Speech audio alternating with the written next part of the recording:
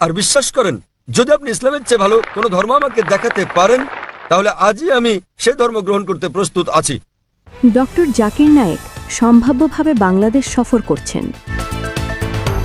এই খবর প্রকাশের পর ভারতের কূটনৈতিক মহল সরগরম।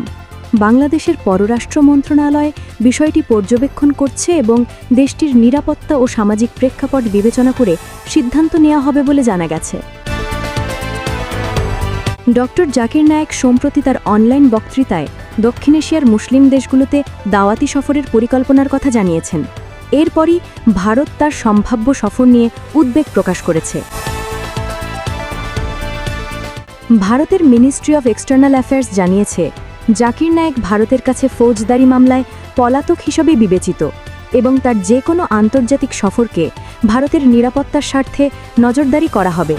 তবে সংবাদ সূত্রে জানা গেছে, ডক্টর জাকির নায়েককে গ্রেপ্তার করে ভারতের হাতে তুলে দিতে কিছু বাংলাদেশি গুপ্তচর কাজ করছে। বাংলাদেশের উপদেষ্টাদের মধ্যে অনেকেই ভারতের গোয়েন্দা সংস্থা অর্থাৎ রিসার্চ অ্যানালিসিস উইংসের সঙ্গে সমন্বয় করছে বলে ধারণা করা হচ্ছে। ব্রেকিং এক্সপ্রেস বিডির হাতে এমন একটি হোয়াটসঅ্যাপ কনভারসেশন এসেছে যেখানে দেখা যাচ্ছে অর্থাৎ রিসার্চ অ্যানালিসিস উইংস একজন বাংলাদেশি স্বনামধন্য মন্ত্রীর সঙ্গে সমন্বয় করছে। এই খবর নিয়ে ধর্মপ্রাণ মুসলিমদের মধ্যে সতর্ক থাকার আহ্বান জোরদার হয়েছে। বিশেষজ্ঞরা বলছেন, যেহেতু ভারত হস্তক্ষেপ করছে, তাই অন্তর্বর্তীকালীন সরকারের উচিত ডক্টর জাকির নায়েককে নিরাপদে স্বাগত জানানো এবং গার্ড অফ অনার ও লাল গালিচা সম্মান প্রদানের মাধ্যমে বাংলাদেশি মর্যাদা রক্ষা করা।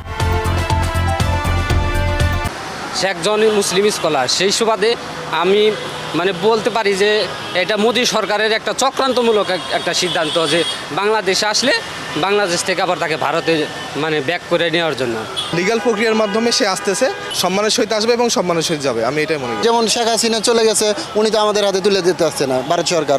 আমরা ওদের দেশের আসামি গিয়ে মিথ্যা মামলা দিয়ে তার বিরুদ্ধে করছে, ওটা জাকির নায়েককে আমরা কেন তাদের হাতে তুলে দেব?